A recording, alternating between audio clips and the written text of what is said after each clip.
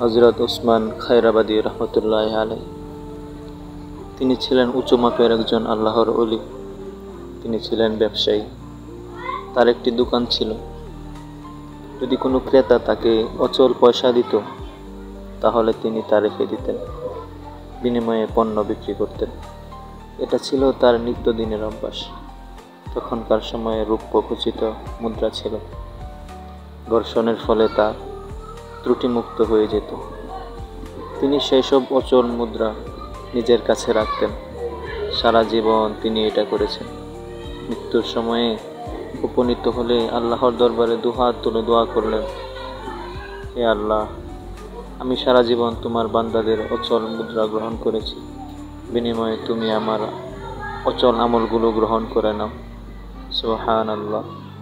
আল্লাহর প্রেমের রঙে এভাবে রঙিন ছিলেন আমাদের মনীষীরা। হে আল্লাহ, তুমি আমাদেরকেও তাদের পথ অনুসরণ করার তৌফিক দান করো।